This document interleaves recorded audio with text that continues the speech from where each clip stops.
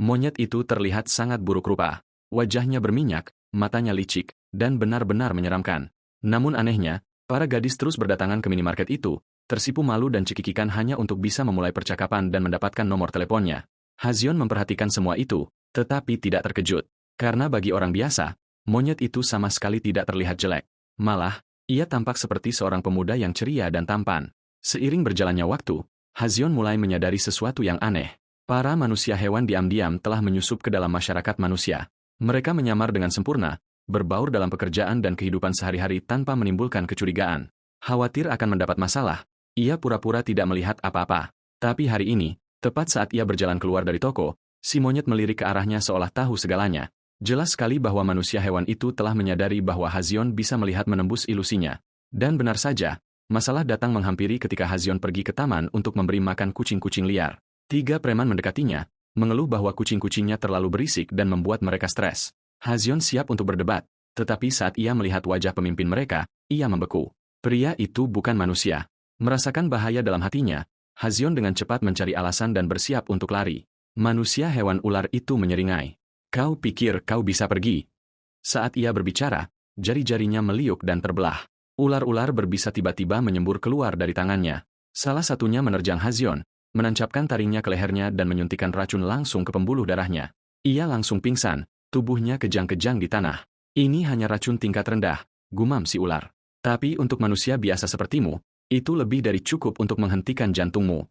Di tengah rasa sakit yang membakar, Hazion nyaris tidak bisa berpikir, tetapi ia masih sempat mengutuk nasibnya. Yang kulakukan hanyalah melihat menembus penyamaran mereka. Bukannya aku meminta kemampuan ini. Saat dunia di sekitarnya menjadi gelap, ia melihat sekilas sesuatu. Apakah itu halusinasi? Seekor harimau besar telah muncul di hadapannya. Aumannya yang marah menggema di telinganya, dan kesadarannya pun hilang. Tapi harimau itu tidak menyakitinya. Sebaliknya, ia melepaskan gelombang kejut yang kuat, melemparkan ketiga manusia hewan itu ke belakang. Manusia hewan ular itu terhuyung-huyung, matanya terbelalak. Itu kau. Jadi, selama ini kau bersembunyi di dalam tubuh manusia. Saat energi itu memudar, sang harimau berubah menjadi wujud manusia. Matanya menyala dengan amarah yang dingin, niat membunuh terpancar dari setiap hembus napasnya. Ia dengan lembut membaringkan Hazion di tanah dan berbisik, "Maaf kau harus melalui semua ini. Aku akan membereskan mereka. Ini tidak akan lama."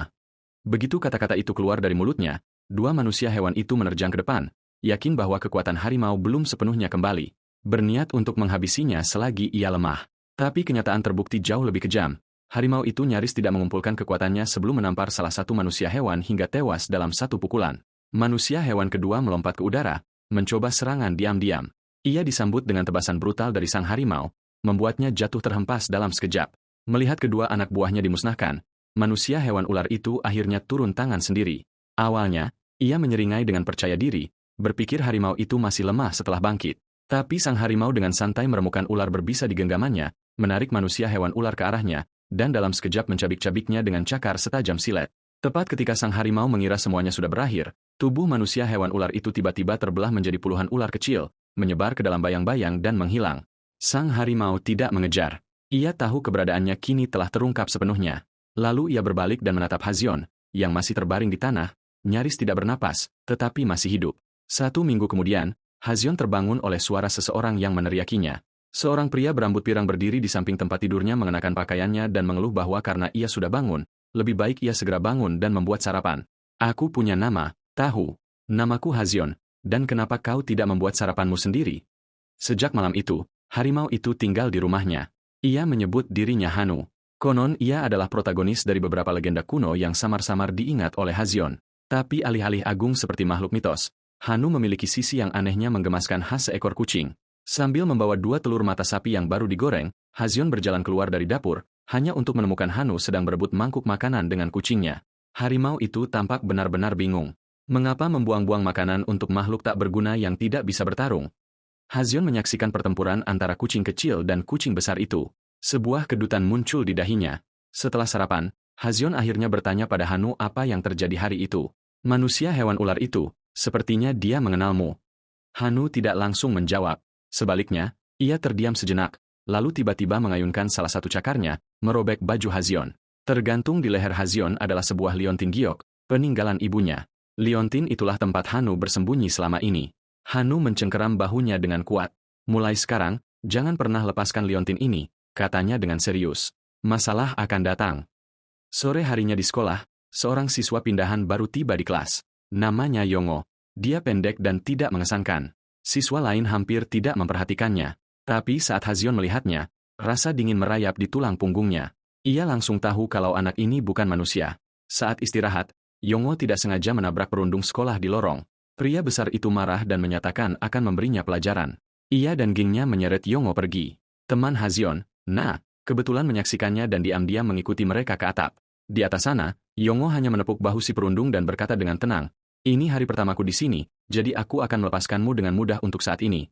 Si perundung menganggapnya sebagai ejekan dan mencengkeram Yongo, siap untuk memukulnya. Tapi Yongo berbalik dengan senyum lembut dan ramah. Pada saat itu, rasa takut yang sedingin es menjalari seluruh tubuh si perundung. Dari sudut pandang anak buahnya, si perundung tidak menyentuh Yongo sama sekali. Sebaliknya, ia meraih bangku di dekatnya dan mulai mengayunkannya dengan liar ke arah teman-temannya sendiri.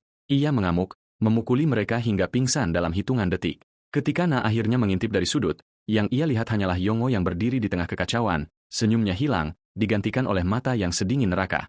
Benar-benar terguncang. Sepulang sekolah, ia bergegas mencari Hazion dan menceritakan semua yang terjadi dengan Yongo saat makan siang. Tepat ketika dia akan mengatakan bahwa dia punya firasat buruk tentang Yongo, bahwa Yongo bukan manusia, Yongo tiba-tiba muncul di belakang mereka. Ia menyela dengan santai bertanya di mana Hazion tinggal dan berkata ia ingin mampir malam itu. Hazion hendak menjawab tetapi dengan cepat memotong. "Bukankah kau ada rencana malam ini? Mungkin lain kali." Dia kemudian menyeret Hazion pergi dengan tergesa-gesa. Yongo memperhatikan sosok mereka yang menjauh dan matanya langsung menjadi dingin. Mengejar ia mencengkeram lengannya dan mendesis. "Kau pikir kau siapa, hah? Menggangguku seperti itu. Dasar babi gemuk tak berguna." Malam itu, berdiri di tepi gedung tinggi yang belum selesai dibangun, tubuhnya seolah tidak bisa ia kendalikan. Dengan jari gemetar, ia menelepon Hazion, suaranya bergetar. "Tolong datang bantu aku." Di belakangnya, Yongo berdiri dengan tenang, merencanakan dengan tepat bagaimana ia akan menghadapi Hazion begitu ia tiba. Misi sebenarnya sederhana, melacak anak laki-laki yang membawa kekuatan harimau dan menguji seberapa kuat dia sebenarnya. Hazion datang dengan panik. Melihat temannya diambang jatuh, dia memohon padanya untuk turun, tetapi hanya menangis, berkata di sela-sela air matanya, Aku tidak bisa bergerak. Tubuhku tidak mau mendengarkanku." Menyaksikan dari bayang-bayang, sang bos bergumam pelan pada dirinya sendiri. Jadi, sang harimau masih belum terbangun. Kalau tidak, dia tidak akan selemah ini. Kata-kata bos itu hanya memicu kemarahan Yongo. Harga dirinya hancur. Kenapa semua orang peduli pada sampah tidak berguna itu? Saat Hazion mencoba bertanya mengapa dia melakukan semua ini, Yongo balas berteriak, "Diam! Lihat saja!" Dan dengan satu jentikan kehendaknya, dia memaksa melompat dari tepi. Tindakan mendadak itu bahkan membuat sang bos yang berhati dingin terkejut. Hazion melesat maju dengan panik, tetapi dia sudah terlambat. Menghantam tanah dengan suara benturan yang mengerikan. Suara kematiannya membuat Yongo tertawa gila. "Kau seekor harimau? Kau lebih mirip ayam kecil yang lemah." Dia berbalik ke arah bos, mencibir. "Yang ini tidak berharga. Tidak ada yang perlu dikhawatirkan." Tetapi sang bos meledak dalam amarah. "Apa kau gila? Kau benar-benar membunuh seseorang? Seharusnya aku tidak pernah merekrutmu." Kata-kata itu menyentil sarafnya. Sejak saat Yongo dibawa masuk, para bos selalu meremehkannya. Bahkan sekarang, setelah membuktikan bahwa dia lebih kuat dari yang disebut harimau itu, mereka masih memperlakukannya seperti sampah. Terbakar amarah, Hazion menyerbu maju, siap meninjunya. Tetapi Yongo hanya mengangkat satu jari. Dengan satu sentuhan ringan, Hazion membeku di tempat. "Coba macam-macam dan akan kupatahkan lehermu dalam 1 detik." Tepat saat keadaan akan semakin kacau, sang bos turun tangan, mencoba menghentikannya, tetapi Yongo sudah terlalu kalap. "Sentuh aku lagi dan kau akan mati." Sang bos membalas, matanya menajam. "Dasar gila, diam." Niat membunuh mereka beradu, menggetarkan udara di sekitar mereka. Tetapi Yongo tidak menggertak. Dia punya kekuatan. Sebagai manusia buas berdarah murni, dia mengangkat tangan dan mematahkan leher bosnya tanpa menyentuhnya sama sekali. Kemudian dengan satu lambaian, dia melemparkan mayat itu ke samping seperti sampah. Dengan hilangnya rintangan, tatapan Yongo kembali ke Hazion, dingin dan tanpa ampun. Dengan satu gerakan sederhana, tangan Hazion sendiri berbalik melawannya, mencekik lehernya. Rasa sakit yang menghancurkan itu tak tertahankan. Naluri bertahan hidupnya muncul, putus asa dan primitif. Tepat saat Yongo hendak mengirim Hazion menyusul mayat bos di belakangnya tiba-tiba berdenyut dengan gelombang energi gelap. Kabut hitam itu melesat melewati Yongo dan melonjak ke arah Hazion, membanjiri tubuhnya. Kekuatan luar biasa meledak dari dalam dirinya, semakin kuat setiap detiknya. Kedua antek di dekatnya tertegun. Hazion sedang menyerap energi orang lain. Melihat aura Hazion melonjak, Yongo membuang sikap sombongnya. Dia mengerahkan segalanya, melepaskan sihir ilusi penuhnya, putus asa untuk membuktikan bahwa dialah yang lebih unggul. Detik berikutnya, darah meledak dari ketujuh lubang di tubuhnya. Lengan kanannya tertekuk ke belakang dengan sendirinya, patah secara mengerikan. Ilusinya telah menjadi bumerang. Kekuatan Hazion yang telah bangkit membalikannya sepenuhnya, mengubahnya menjadi mimpi buruknya sendiri. Hazion melesat maju, mencengkeram kerah bajunya dengan mata membara. Kenapa kau membunuh Na? Aku tidak akan pernah memaafkanmu. Yongo hanya tertawa, darah masih menetes dari mulutnya. Kau pikir kau sudah menang? Jangan bercanda. Saat dia mati, kau tidak bisa berbuat apa-apa. Tawanya semakin keras, semakin sinting. Tertawakan ini, bajingan. Hazion meraung, menghantamkan tinjunya ke wajah Yongo. Pukulan itu menghantamnya ke dinding, membuatnya lemas dan terengah-engah. Saat Yongo mencoba mengangkat kepalanya, Hazion menyerang lagi, melayangkan pukulan lain yang menghancurkan tulang. Dinding itu retak dan meledak. Yongo terlempar keluar dari gedung yang runtuh. Di udara, dia melihat sekilas sosok Hazion melalui matanya yang berlumuran darah, mengutuk dengan getir. Sialan kau! Dia jatuh keras ke tanah di bawah. Akhirnya dikalahkan tanpa sisa kekuatan untuk bertarung. Hazion melompat turun mengejarnya, dengan panik mencari tanda-tanda keberadaan Na. Tapi tiba-tiba, sisa-sisa energi Yongo berputar tak terkendali. Aura hitam melonjak ke arah Hazion seolah mencoba merasuki tubuhnya. Dia secara naluriah mencoba melawan, tetapi kekuatan yang luar biasa itu menembus pertahanannya. Dalam hitungan detik, dia pingsan. Kedua antek itu tiba tak lama kemudian, menemukan Hazion tak sadarkan diri di tanah. Mereka ragu-ragu, tidak yakin harus berbuat apa. Sebuah kehadiran yang kuat menyapu area itu. Itu adalah Hanu, yang akhirnya tiba. Dia mengamati kekacauan di sekelilingnya dan melihat Hazion terbaring berlumuran darah di tanah. Ekspresinya langsung menjadi gelap. Kedua preman itu merasakan bahaya dan dengan cepat berbalik untuk melarikan diri. Tetapi Hanu bergerak kabur ke depan, memotong jalan kabur mereka. Dia mencengkeram leher salah satu dari mereka dan menuntut, apa yang terjadi di sini? Pria itu tergagap panik. Kami dari Organisasi Kesehatan Dunia. Sebelum dia bisa selesai, mata Hanu berkilat marah. Dengan satu gerakan cepat, dia menghancurkan tengkorak pria itu. Preman yang satunya lagi jatuh berlutut ketakutan. Kami hanya mengikuti perintah, melukai temannya. Itu tidak disengaja. Dia dengan cepat mengaku. Kami disewa oleh geng Yixao. Di dunia ini di mana manusia dan manusia buas hidup berdampingan, manusia buas yang kuat sering membentuk faksi mereka sendiri. Geng Yixao adalah salah satu kelompok semacam itu, menjalankan puluhan klub malam kelas atas di seluruh kota. Malam itu juga, Yixia, pemimpin geng, sedang memeriksa salah satu klub mereka dari ruang VIP pribadi. Bintang pertunjukan malam ini adalah seorang DJ bernama Zhang Xiao. Suaranya, yang lembut dan memesona seperti suara wanita, telah menarik banyak sekali pengunjung. Tapi Yixia di sana bukan untuk hiburan. Salah satu anak buahnya baru saja menyampaikan berita yang meresahkan. Operasi mereka untuk melacak sang harimau, Han Yu, telah gagal. Semua agen manusia buas tewas. Lebih buruk lagi, seorang manusia telah terbunuh. Setelah kegagalan operasi, para manusia buas terkemuka dari berbagai faksi berkumpul di dalam ruang tersembunyi klub malam untuk membahas langkah mereka selanjutnya. Sementara itu, DJ Zhang Xiao diam-diam menyelinap keluar dari aula. Tanpa sepengetahuan mereka, dia sebenarnya adalah seorang mata-mata. Sebagai manusia buas tipe anjing, telinganya yang tajam menangkap setiap kata yang diucapkan para pemimpin di dalam. Harimau, Han Yu, telah bangkit, dan anak manusia yang membawa kekuatan harimau, Hazion, telah terekspos sepenuhnya. Yixia bersikeras mereka harus bertindak sekarang dan menangkap Han Yu. Tetapi yang lain ragu-ragu. Bagaimanapun, Hanu pernah disebut sebagai manusia buas terkuat dalam sejarah. Bahkan jika digabungkan, mereka tidak yakin bisa mengalahkannya.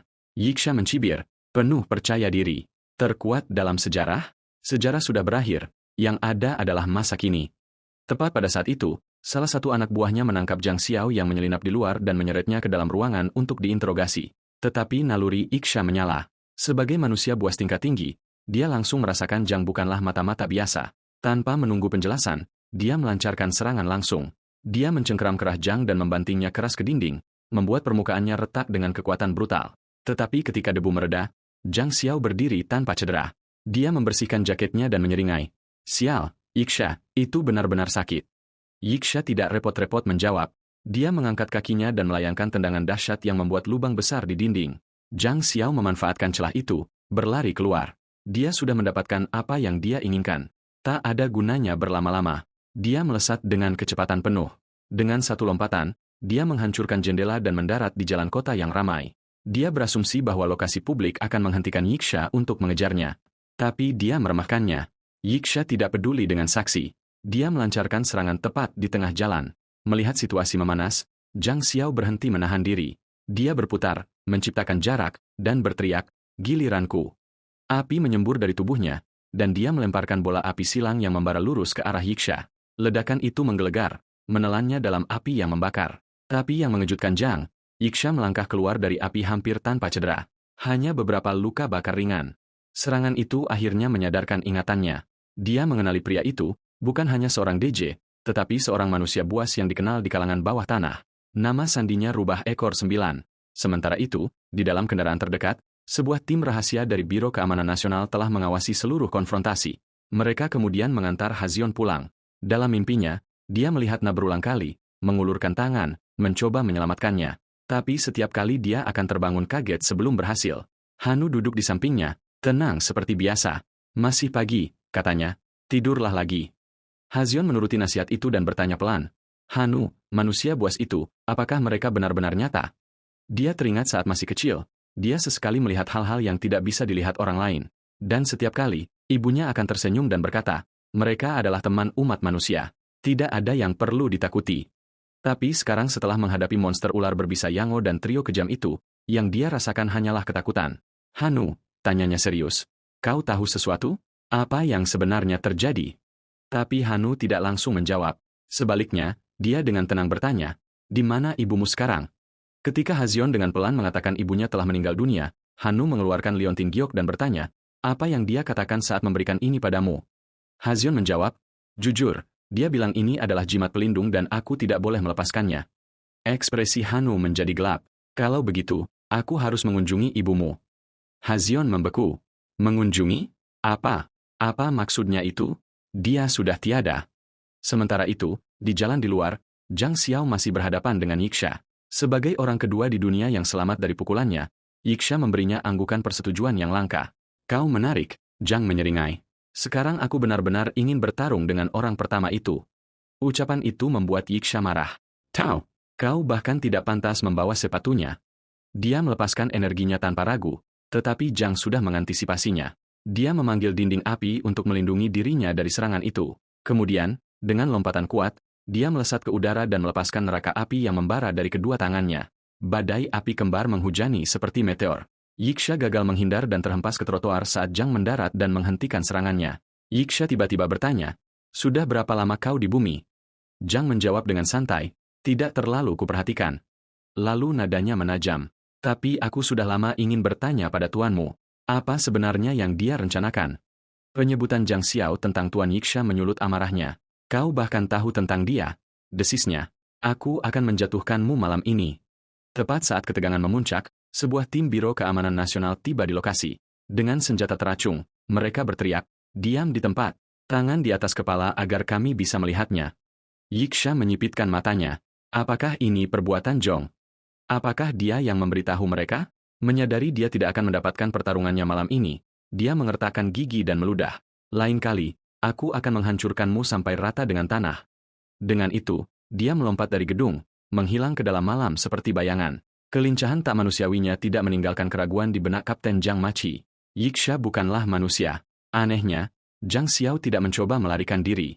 Dia mengangkat kedua tangannya dan dengan tenang membiarkan dirinya ditangkap. Apa yang terjadi selanjutnya adalah interogasi tingkat tinggi yang dirancang untuk mengidentifikasi entitas non-manusia. Manusia buas yang dikenal sebagai Rubah Ekor 9 itu telah dengan sukarela menyerahkan diri kepada pemerintah. Selama penyelidikan mereka, setiap data tentang dirinya ternyata palsu. Satu-satunya hal yang mereka konfirmasi, dia jelas bukan manusia. Zhang tidak berusaha menyembunyikannya.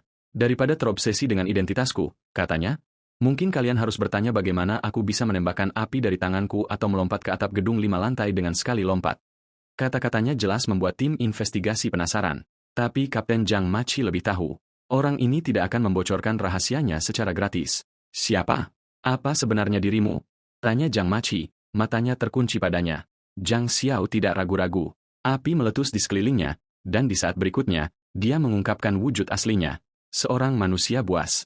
Kalian manusia bukan satu-satunya yang hidup di planet ini, katanya dengan tenang. Sementara itu, di sebuah jalan tua di seberang kota, seorang manusia buas baru akan muncul. 3 preman sedang memukuli seorang pria yang berutang pada mereka. Dia mencoba lari, tetapi mereka menangkapnya dan sekarang menendangnya di tanah. Tepat saat mereka akan melanjutkan, si penghutang dengan lemah menunjuk ke belakang mereka. Di sana, berjongkok di tumpukan sampah, ada seorang gelandangan berpakaian compang-camping. Dia berdiri perlahan, mengambil sebatang besi berkarat dari tanah. Sikapnya yang aneh dan diam membuat para preman itu tertawa terbahak-bahak. Kau mau melawan kami dengan benda itu? Salah satu dari mereka, seorang pria gemuk, tertawa begitu keras hingga hampir tersedak. Silakan, aku akan berdiri di sini. Pukul aku kalau kau berani. Sesaat kemudian, batang besi itu menghantam seperti sambaran petir. Preman gemuk itu terlempar lurus ke jalan berikutnya. Gelandangan itu menoleh kedua preman lainnya. Suaranya dingin dan mantap. Jika kalian ingin hidup, lari. Kembali di ruang interogasi, Zhang Xiao telah membuktikan tanpa keraguan bahwa dia bukan manusia. Sekarang dengan semua mata tertuju padanya, dia mulai menjelaskan asal-usul manusia buas. Setiap bangsa di bumi memiliki mitosnya sendiri, dewa, dewi, prajurit dengan kekuatan supranatural. Umat manusia mengira mereka hanya imajinasi. Tapi sebenarnya, mereka datang dari dimensi lain. Sama seperti Superman datang dari Krypton, kami datang dari alam di seberang. Mereka yang memiliki kekuatan dan keberanian dianggap sebagai dewa perang, dan mereka yang memiliki kecantikan tak tertandingi, manusia membayangkan mereka sebagai dewi cinta dan kecantikan. Zhang Xiao menjelaskan bahwa istilah manusia buas sebenarnya sedikit menghina. Sebenarnya, mereka adalah bentuk kehidupan yang superior, makhluk yang jauh melampaui manusia. Mendengar ini, Zhang Machi berhenti sejenak sebelum bertanya, apa yang akan terjadi jika kami benar-benar menembaki Iksha? Dia akan menangkap peluru-peluru itu dengan satu tangan, jawab Zhang tanpa ragu. Dia mengungkapkan bahwa spesies Iksha dikenal sebagai Yasha Oni, makhluk dengan kekuatan dan daya tahan yang jauh melampaui manusia buas biasa. Sementara itu, Yiksha telah kembali ke markasnya untuk melapor kepada tuannya. Pria itu bertanya tentang pertarungan yang terjadi di klub malam. Setelah mengetahui bahwa rubah ekor 9 telah ditangkap oleh manusia, dia tetap tidak terpengaruh. Manusia bukan ancaman, katanya dengan tenang. Ini bukan lagi urusanmu. Dia kemudian memberikan sebuah catatan kepada Yiksha. Ada seorang teman lamaku di jalan tua. Katakan padanya untuk membawakan aku manusia yang dilindungi oleh harimau itu. Setelah Yiksha pergi, sesosok misterius muncul di belakang pria itu, memanggil namanya. Masih menjadi pelayan setia Tuan Xiong, bukan? Pria itu tidak menyangkalnya. Yiksha adalah tangan kananku, perisai paling terpercaya. Dia merujuk pada Raja Bertanduk, seorang prajurit mitos yang sekarang hidup sebagai pengemis di daerah kumuh. Setiap kali bahaya mengancam penduduk setempat, dia akan bangkit tanpa ragu-ragu. Tongkat besinya telah mengusir preman yang tak terhitung jumlahnya selama bertahun-tahun. Tetapi tepat setelah menyelesaikan misi patroli rutin, Raja Tanduk menerima pengunjung tak terduga di wilayahnya. Seorang prajurit tingkat tinggi dari klan Yasha datang mencari bantuannya untuk melacak individu tertentu. Sekali lihat dan Raja Tanduk menyadari targetnya adalah salah satu dari jenis mereka. 3 hari kemudian, dia menaiki kereta cepat menuju pinggiran kota, siap untuk memenuhi permintaan itu. Sementara itu, Hyun dan Hanu sedang berada di kereta yang sama. Dengan santai mendiskusikan rencana mereka untuk pulang, Hanu telah memutuskan untuk mengunjungi kampung halaman Hyun untuk mengungkap mengapa Liontin yang menyegelnya selama ribuan tahun berakhir di tangan ibu Hyun. Kecuali aku tahu apa yang terjadi selama 5.000 tahun aku pergi, kata Hanu, aku tidak akan pernah bisa mencintai dunia ini. Hyun memutar matanya saat melihat Hanu melahap keripik kentang. Oh, ayolah, cibirnya. Kau sudah terobsesi dengan dunia ini. Dia kemudian mengungkit kekuatan aneh yang telah dia keluarkan saat bertarung dengan Yongho. Tidak peduli berapa kali dia mencoba sejak itu, dia tidak bisa memanggilnya lagi. Mungkinkah aku juga seorang siluman? Tanyanya heran. Tetapi Hanu dengan cepat menepis gagasan itu. Kekuatan anehmu mungkin berasal dari Liontin itu. Tidak mungkin. Kamu itu siluman? Ayolah, tambahnya dengan seringai. Siluman macam apa yang bahkan tidak bisa membuka sebungkus keripik? Tiba-tiba, Hanu menoleh dengan tajam, auranya berkobar dengan permusuhan. Dia telah merasakan sesuatu. Siluman lain telah memasuki gerbong kereta. Hanu segera merasakan permusuhan yang terpancar dari penyusup itu. Raja Tanduk, yang bertindak karena alasan yang tidak diketahui, telah menyetujui permintaan Chron. Dia datang untuk menangkap orang yang menjadi incaran Chron. Menyadari pertarungan tidak bisa dihindari, Hanu menoleh ke Hyun. Turun dari kereta ini. Kau hanya akan menghalangi. Hyun melirik ke jendela dengan mata terbelalak. Apa kau bercanda? Kereta ini bergerak dengan kecepatan penuh. Tanpa pilihan lain, Hanu menggendong Hyun ala putri dan bergumam, sepertinya kita akan menggunakan rencana, lari untuk hidup kita. Tetapi sebelum dia bahkan bisa mengambil langkah, Raja Tanduk muncul di belakangnya, mengayunkan tongkat besinya ke bawah dengan kekuatan yang menghancurkan. Hanu berhasil menghindar dan menggeram. Jadi, kau juga anjing piaraan Yasha? Dia langsung membalas dengan serangan sengit. Serangan taring harimau ke dada, lalu dilanjutkan dengan tendangan brutal, membuat Raja Tanduk terlempar keluar dari kereta. Keduanya melompat keluar mengejarnya. Saat mereka mendarat, Raja Tanduk menyeka debu dari dagunya dan bergumam, "Belum pernah melihatmu sebelumnya. Kau pasti baru." "Tentu saja," seringai Hanu. "Baru saja lahir, model terbaru, praktisnya masih bayi." Raja Tanduk tidak terkesan. Dengan lambaian tangannya, dia melepaskan ledakan energi yang kuat. "Kalau begitu, terimalah ini, bocah cilik." Tapi bukannya mengarah ke Hanu, ledakan energi itu berbelok lurus ke arah Hyun. Dalam sekejap, Hanu melompat dan melindunginya. Mengambil keuntungan dari gangguan itu, Raja Tanduk menabrak Hanu, membuatnya terhempas ke samping. Tanpa ragu, dia melompat ke udara, melepaskan tendangan jatuh ganda yang ditujukan tepat ke wajah Hanu. Berhasil berdiri kembali, Hanu menggeram. "Serius? Mengincar manusia yang tidak berdaya? Apa kau tidak malu?" Tapi Raja Tanduk tidak gentar. Hyun adalah target sebenarnya selama ini. Wahyu itu membuat Hanu tertegun sejenak, waktu yang cukup bagi Raja Tanduk untuk menyerang lagi, mengayunkan tongkat besinya. Rentetan serangan murahan yang tak ada habisnya mulai membuat Hanu jengkel. Dengan geraman rendah, dia berubah ke wujud pertarungan sejatinya. Waktunya untuk serius. Raja Tanduk menghadapi transformasi itu dengan amarah yang sama. "Jangan meremehkanku," raungnya, melemparkan tongkatnya ke depan dengan kekuatan penuh.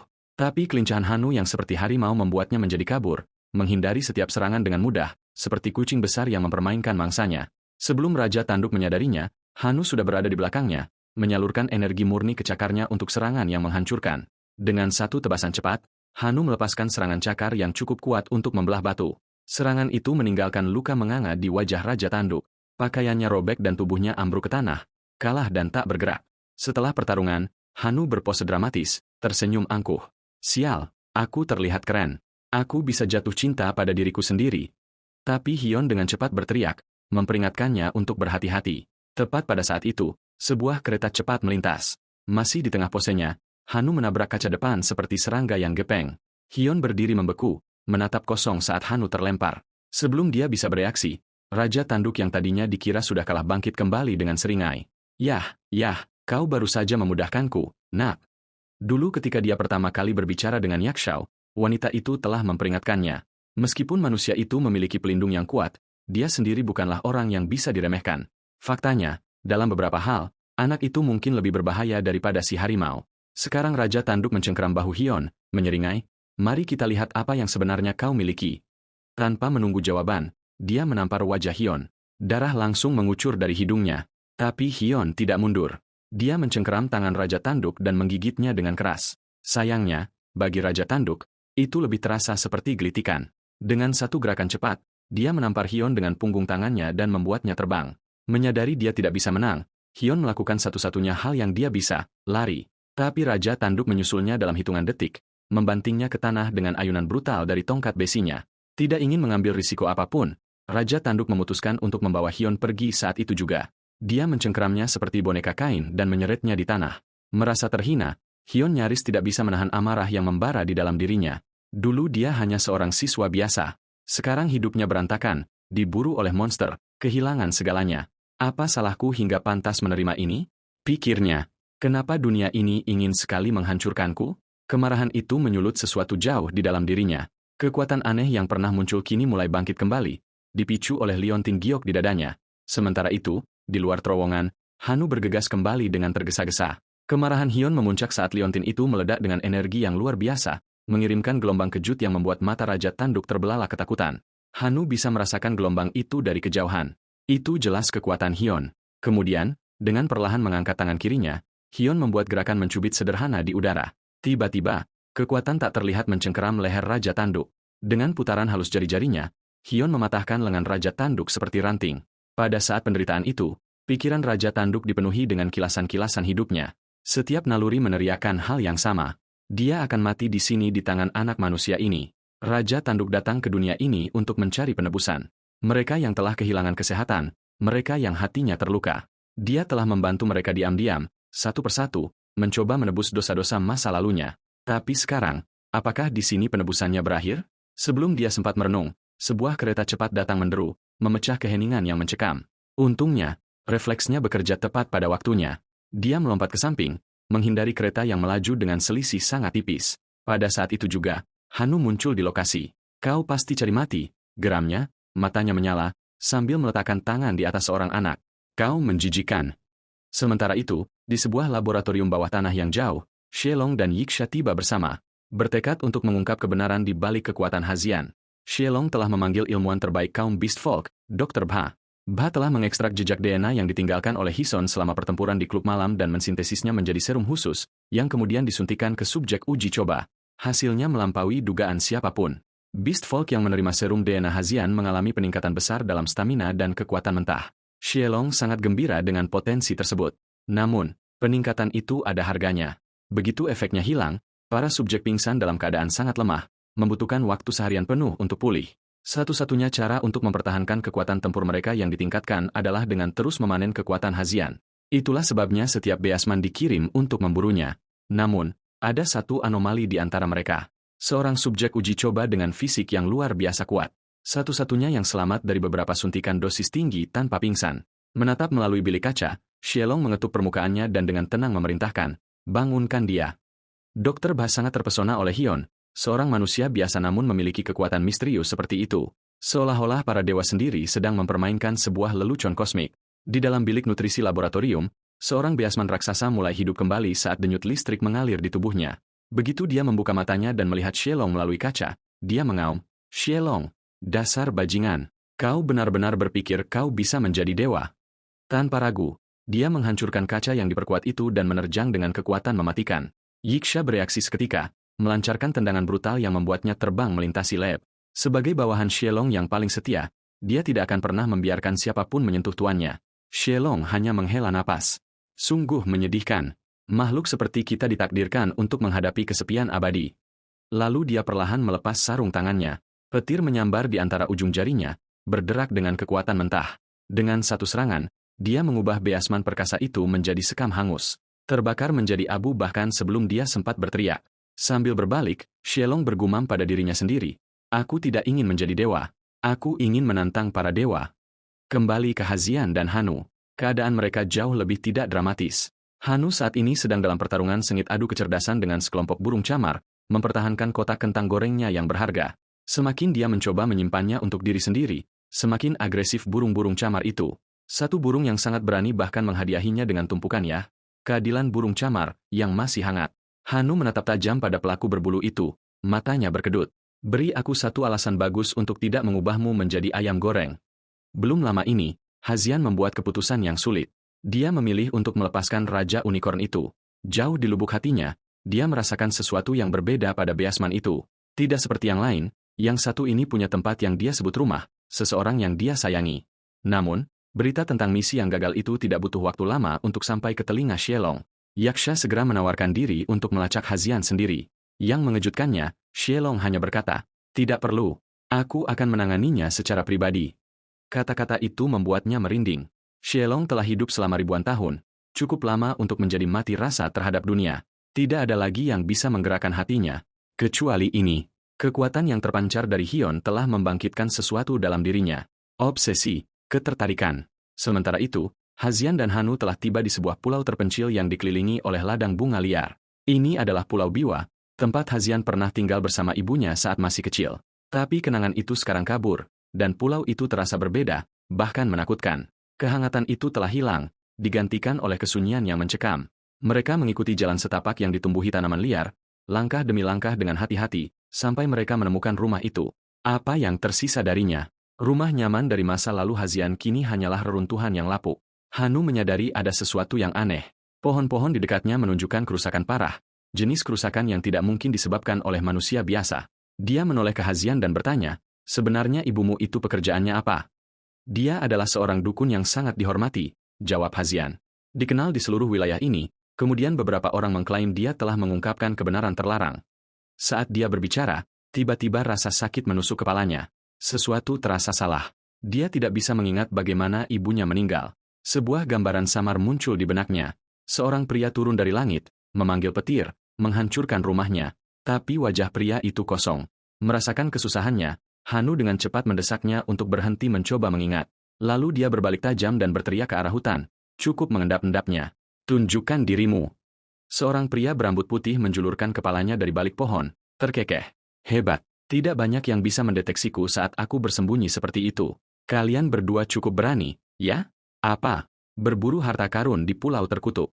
Pria itu melompat ke balkon yang runtuh di atas, membelakangi mereka saat berbicara. Coba bayangkan, seorang beasman ada di tempat seperti ini. Hazian menatapnya lekat-lekat. Sesuatu tentang pria ini terasa akrab. Apakah dia pernah memegang tangannya dulu? Siapa kau? Tuntut Hazian.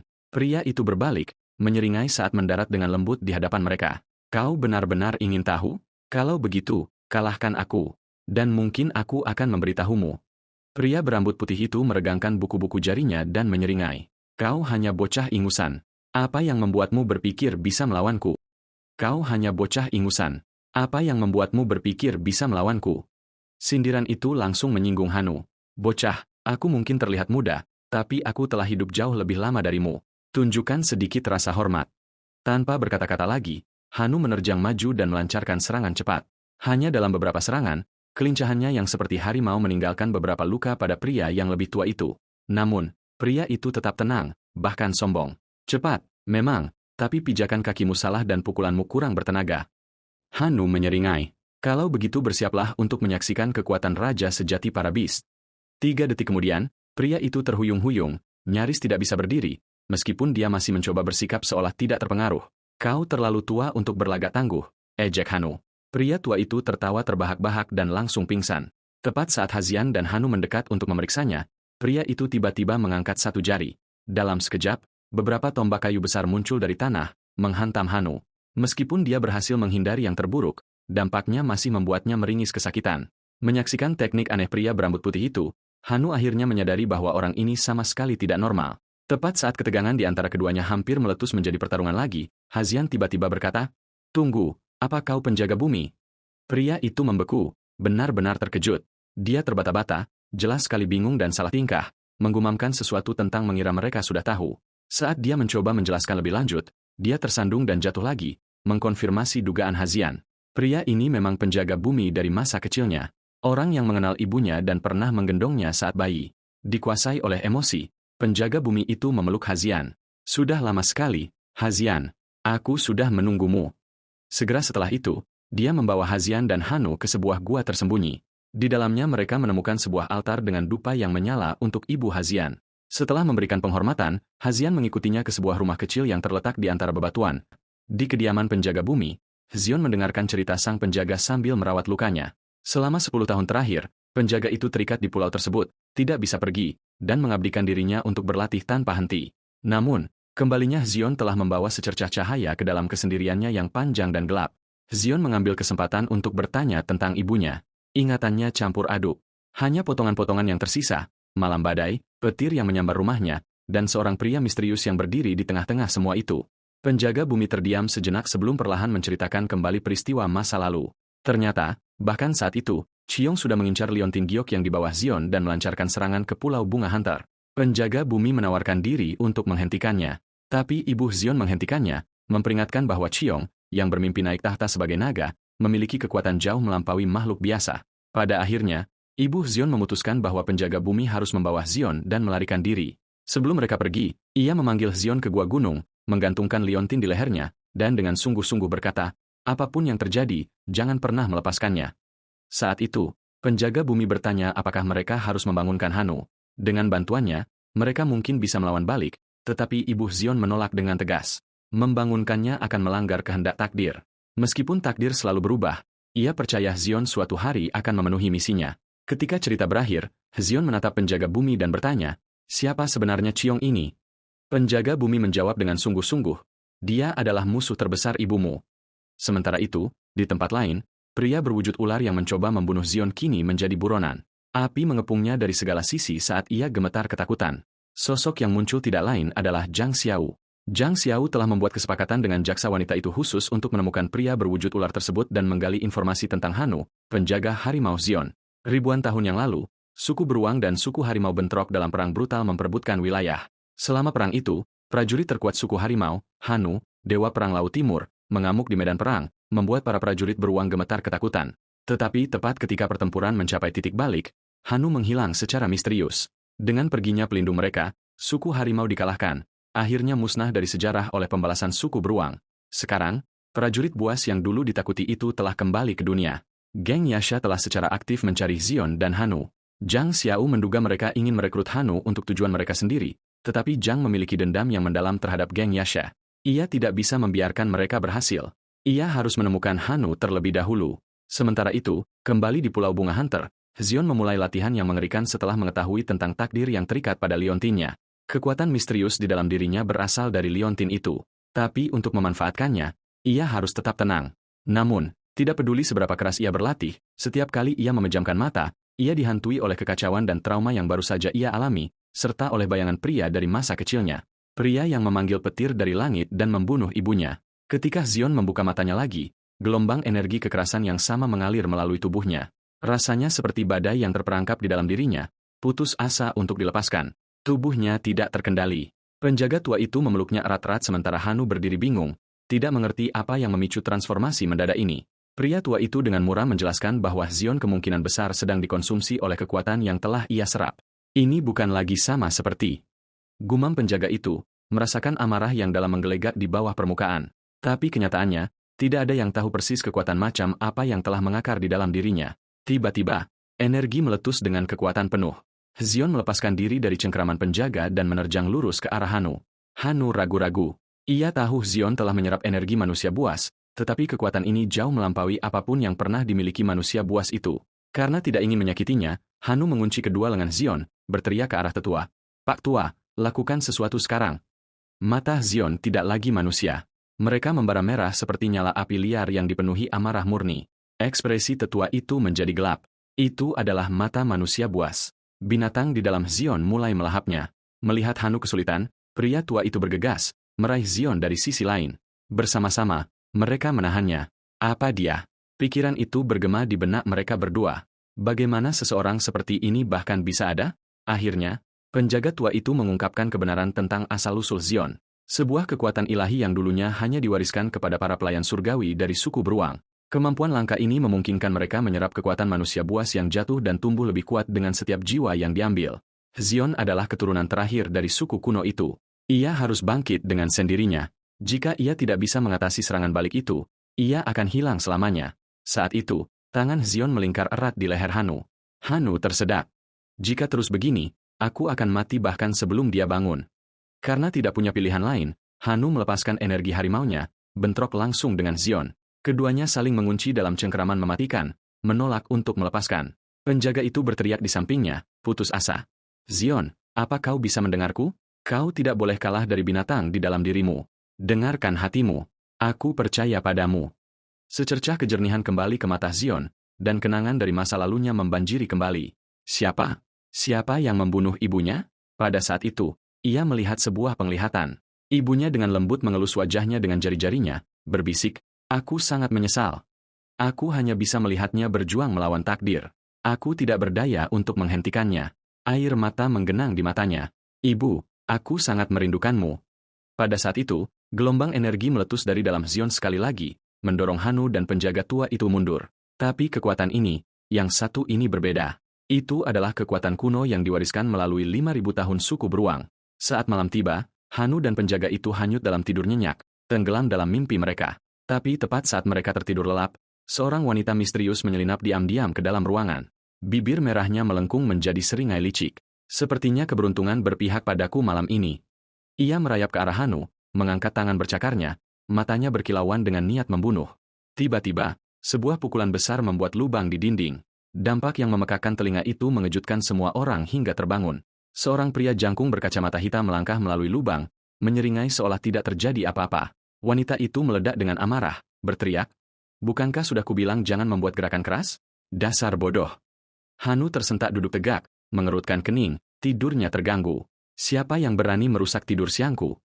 Sementara itu, Zion melampiaskan rasa frustrasinya melalui latihan di atas pilar-pilar batu.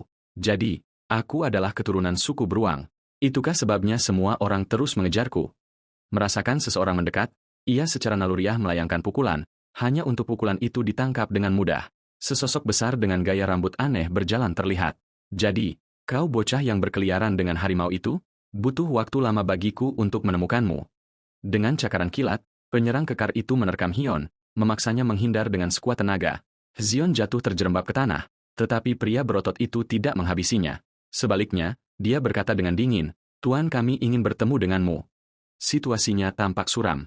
Hazion sempat mempertimbangkan untuk melarikan diri, tetapi kemudian mengingatkan dirinya bahwa dia bukan lagi orang yang lemah seperti dulu. Mungkin dia bisa memenangkan pertarungan ini.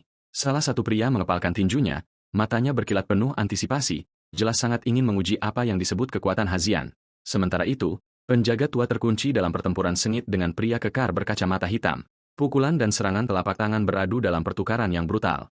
Hanu mencabik lengan wanita itu dengan satu ayunan cakarnya, tetapi yang mengejutkan, lengannya beregenerasi dalam sekejap. Dia memiliki kemampuan penyembuhan yang cepat. Di mana Hazion? Jangan bilang kalian juga anjing-anjing geng Yasha, geram Hanu. Wanita itu mencemooh, hampir merasa terhina. Jangan samakan kami dengan preman jalanan itu. Kami mengabdi langsung pada tuan kami. Kami adalah unit pembunuh elit. Saat itulah Hanu menyadari rencana mereka. Wanita yang bisa beregenerasi dan pria kekar seperti Tank itu dimaksudkan untuk mengulur waktu. Cukup lama bagi mereka untuk menculik Zon. Dia tidak bisa membuang waktu sedetik pun. Dia harus mengakhiri ini dengan cepat. Sementara itu, Hyun telah bersiap untuk bertarung, tetapi satu pukulan dari lawannya membuatnya terhuyung. Sebelum dia bisa pulih, pria itu meluncurkan serangkaian tendangan, membantingnya ke tanah dengan kekuatan tanpa henti. Tepat ketika Hon mengira semuanya sudah berakhir, pembunuh yang mencolok itu melangkah masuk dan menghentikan si kekar. Sudah cukup, katanya. Sejenak, Zion berpikir dia diselamatkan. Zion terlalu banyak berharap. Pembunuh yang mencolok itu tidak berhenti karena belas kasihan. Dia hanya ingin menguji bilah barunya padanya. Saat pisau itu berkilau di tangan pria itu, Zion bersiap, menunggu satu momen kecerobohan. Sekarang dia melepaskan teknik hipnotis yang dia serap dari Yong Hao. Lengan si pembunuh terpelintir secara tidak wajar, menekuk ke belakang seolah kerasukan. Tidak lagi di bawah kendali sendiri. Haze memanfaatkan kesempatan itu, membuat pria itu menyerang sekutunya sendiri dengan bilah yang sama. Bilah itu menemukan sasarannya. Darah menyembur saat si kekar roboh kesakitan. Terkejut dan terguncang, si pembunuh menatap Zion. Jelas gelisah dengan pembalikan yang tiba-tiba itu, Hyun mengambil kekuatan dari manusia buas yang baru saja dibunuh si pembunuh. Manusia buas yang sangat lincah. Dengan energinya sekarang mengalir melalui Hyun, menghindar menjadi mudah. Setiap serangan dari si pembunuh disambut dengan langkah mundur yang anggun. Hon sedang mengulur waktu, mengisi daya untuk gerakan berikutnya. Lalu dia melompat. Dengan raungan tajam, dia mengepalkan tinjunya dan meluncurkan pukulan brutal lurus ke arah si pembunuh. Pria itu terbang lebih dari 10 m sebelum jatuh keras, terlihat terguncang oleh kekuatan yang luar biasa. Akhirnya, musuh mengerti. Kekuatan sejati Hazian adalah kemampuannya untuk menyerap energi Beasman dan menjadikannya miliknya sendiri. Tidak heran tuan mereka, Chiong, begitu putus asa untuk menangkapnya. Tapi si pembunuh belum siap menyerah. Marah dan terhina, dia bersumpah untuk mencabik-cabik Hyun dengan tangan kosong. Sementara itu, di sisi lain pulau, wanita dengan kekuatan regeneratif memutuskan untuk berhenti bermain-main dan bekerja sama dengan pria berotot itu. Satu persatu, mereka akan menjatuhkan musuh-musuh mereka. Namun, berkat kelincahan barunya, Hyun kini lolos dari setiap serangan dengan mudah, menghindar seperti hantu dan tetap berada di luar jangkauan. Hazion bahkan menemukan kesempatan untuk melayangkan tendangan brutal tepat ke dada si pembunuh. Pukulan itu membuatnya terbang, jatuh ke tanah dengan tidak percaya. Bagaimana mungkin dia bahkan tidak bisa menyentuh anak ini, apalagi mengalahkannya? Tapi saat Hyun bersiap untuk serangan berikutnya, lututnya lemas. Staminanya telah mencapai batasnya. Bahkan kekuatan pinjaman pun ada biayanya. Si pembunuh segera menyadarinya. Tubuh manusia Hazen tidak bisa sepenuhnya menampung energi Beasman. Dapat kau sekarang, ejek pria itu, mengangkat bilahnya. Aku akan memukulmu sampai kau lupa namamu sendiri. Hazion, terlalu lelah untuk menghindar, terpaksa menahan pukulan demi pukulan.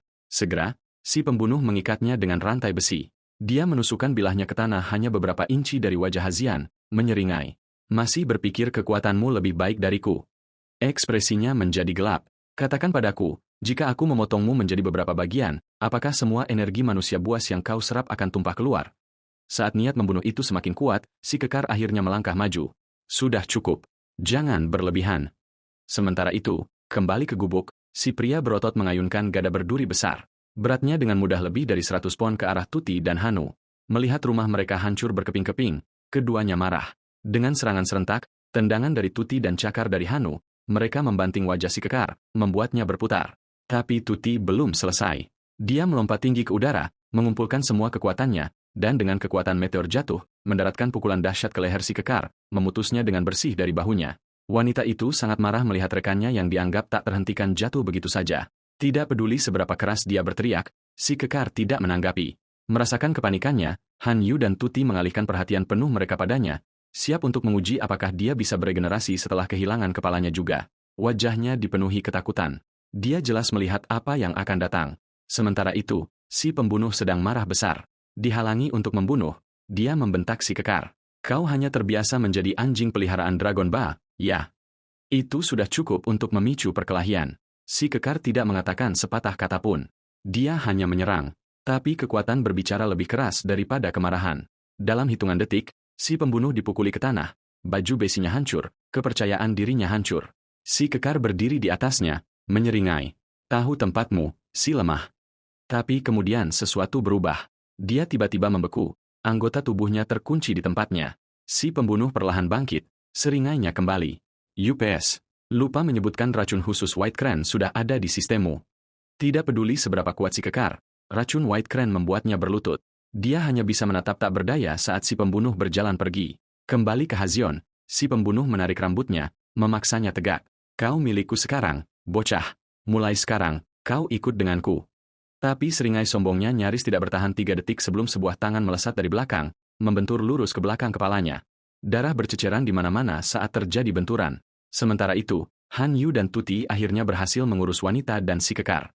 Melihat sekeliling ke rumah yang hancur, keduanya menghela napas tak berdaya. Saat itulah Han Yu tiba-tiba teringat. Tunggu, di mana Hazion? Apa dia baik-baik saja? Tuti mencoba menenangkan kekhawatirannya. Anak itu lebih tangguh dari kelihatannya. Tapi untuk berjaga-jaga, ayo kita periksa dia. Pada saat itu, semburan energi bercahaya mulai bangkit dari mayat si kekar dan wanita itu, berputar-putar di sekitar ruangan. Energi itu melonjak keluar melalui lubang menganga di dinding, langsung menuju Zon.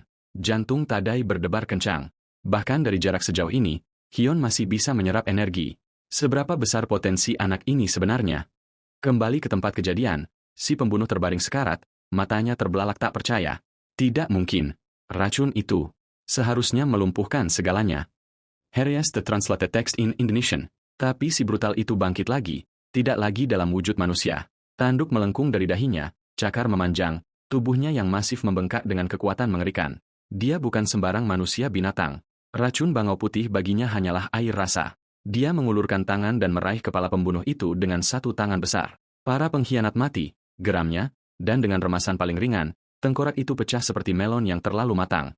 Melempar sisa-sisa berdarah itu ke samping, dia menoleh ke Zion dan berkata dengan dingin, sekarang kau ikut denganku. Pada saat itu, Zion sedang menyerap energi yang ditinggalkan oleh manusia binatang yang jatuh. Gelombang demi gelombang membanjiri tubuhnya. Ketika dia membuka matanya lagi, ketakutan telah hilang, digantikan dengan tatapan seekor binatang, kekuatan mentah dan nafsu darah yang menyala-nyala di dalamnya. Wajah si brutal berkerut marah. Jangan bilang mereka yang dikirim untuk berurusan dengan harimau itu juga gagal. Hyun bisa merasakan kekuatannya kembali dengan cepat saat energi baru mengalir melalui pembuluh darahnya. Tinju-tinjunya sekarang terasa seperti besi. Salah satu kemampuan yang diwarisi dari manusia binatang yang baru saja dia serap. Si brutal menggeretakkan giginya. Sudah jelas anak ini tidak akan ikut dengan tenang. Dengan raungan, Hyun melemparkan tinju besinya ke depan, menyerang monster di depannya. Sementara itu, Han Yu dan Tuti berlari menuju tempat kejadian, bergerak seperti kilat. Wajah Hano penuh kekhawatiran. Tuti mengikuti dari dekat. Dia akan selamat, gumamnya. Tapi kekuatannya, itu masih tidak stabil, terlalu tidak terduga. Dan dia benar. Pukulan perkasa Hazen ditangkap di udara oleh si brutal, yang kemudian membantingnya ke tanah dengan keras. Si brutal melingkarkan tangannya yang masif di sekitar kepala Hazian, jelas bermaksud untuk menghabisinya dengan cara yang sama seperti dia mengeksekusi Karm, tetapi dia ragu-ragu. Dia punya perintah. Tuannya masih membutuhkan Hyun hidup-hidup. Jadi, sebagai gantinya, dia menggeram, berhenti meronta. Ikutlah denganku dengan tenang. Lord Chiong sedang menunggu. Tapi Hyun bukanlah seseorang yang akan menyerah begitu saja. Mendengar nama Chiong, matanya melebar. Jadi, dialah yang berada di balik semua ini. Nama itu memicu sesuatu di dalam dirinya. Gelombang kekuatan membara dari dalam saat Hyun meraih lengan si brutal dengan kekuatan yang diperbarui. Kau benar-benar berpikir bisa mengalahkanku? Si brutal mengejek. Tanpa sepatah kata pun, Hyun memanggil badai bilah terbang, salah satu keterampilan yang dia warisi dari Karm. Dia mengunci lengan si brutal di tempatnya, memaksa setiap belati mengenai sasarannya. Tapi ini bukan sembarang manusia binatang. Dengan raungan, dia mengusir semua bilah dari tubuhnya dalam semburan energi mentah. Kau pikir trik murahan seperti itu bisa menyakitiku? Kau bukan apa-apa. Kalau begitu coba ini, geramnya, mengambil sebilah pisau dan menusukkannya langsung ke dada si brutal.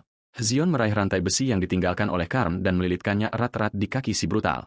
Memanfaatkan momen itu, dia menarik kembali tinju besinya dan menghantam wajah si brutal dengan semua yang dia miliki. Pukulan itu mendarat dengan sempurna, begitu keras sehingga taring si brutal pecah berkeping-keping. Tidak mengambil risiko apapun, Zion menindaklanjuti dengan membenamkan bilah lebih dalam ke jantung binatang itu.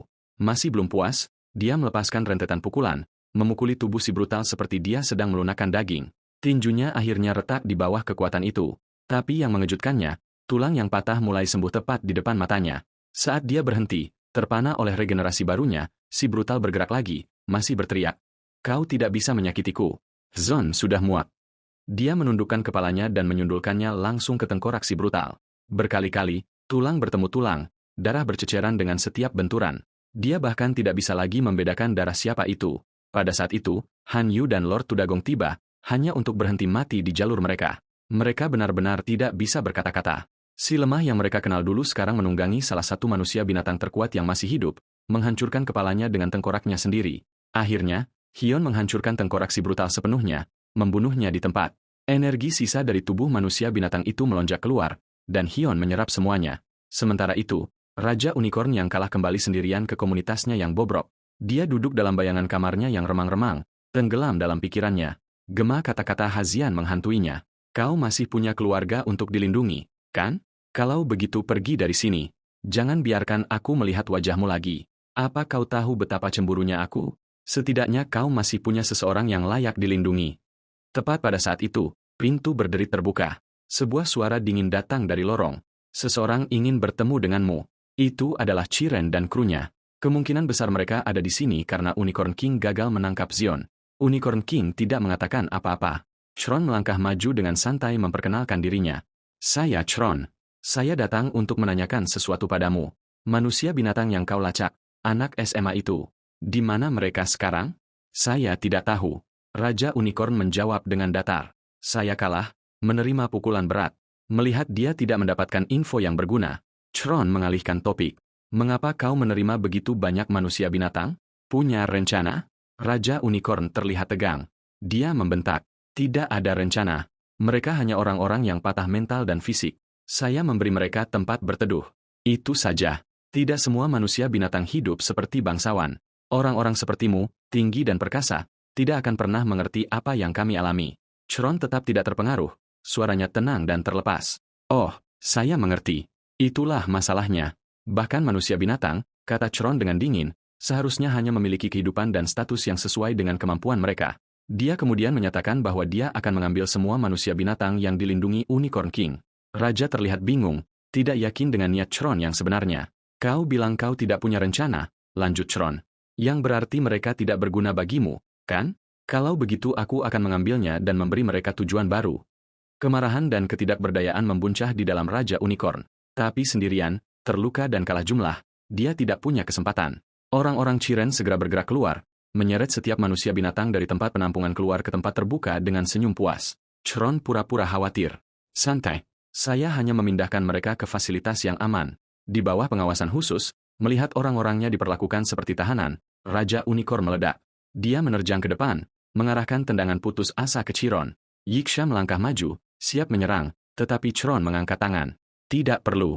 Saya bisa menggunakan latihan ini. Dia dengan santai menghindar dari serangan itu dan bergumam, anak itu dan manusia binatang. Mereka ada di sebuah pulau kecil di selatan. Ibunya dimakamkan di sana. Mendengar itu, kemarahan Raja Unicorn memuncak. Mereka sudah tahu segalanya, namun masih bermain-main untuk mengujinya. Namun, dia bahkan tidak bisa menyentuh jubah Chiren. Chron mencibir, bingung. Ini sebabnya manusia binatang menunjukkan kesetiaan kepada manusia biasa. Raja Unicorn tidak berkata apa-apa lagi. Dia memanggil tongkat besinya, melompat ke udara, dan mengayunkannya lurus ke kepala Chiren.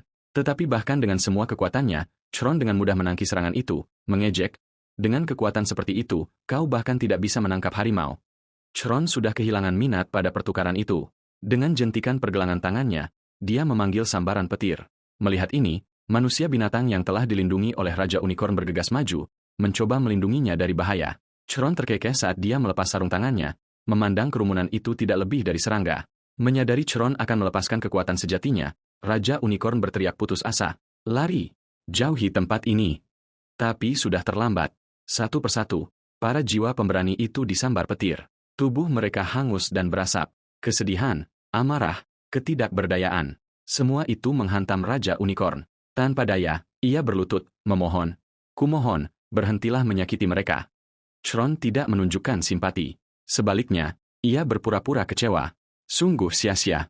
Semua subjek ujiku hangus menjadi abu. Raja Unicorn pernah bersumpah untuk melindungi keluarganya dengan nyawanya. Ia tidak akan pernah membiarkan mereka diambil darinya lagi. Dan kini ia akan membuat Chron membayar dengan darah. Tanpa ragu, ia melepaskan wujud manusia hewan buasnya. Gelombang kekuatan meletus darinya. Mentah, murka, dan membara dengan dendam. Ini bukan lagi sekadar pertarungan. Ini adalah keadilan untuk kerabatnya yang gugur. Namun, Chron hanya mengangkat tangan dan mencemooh. Manusia hewan buas dan manusia bahkan tidak berada di level yang sama.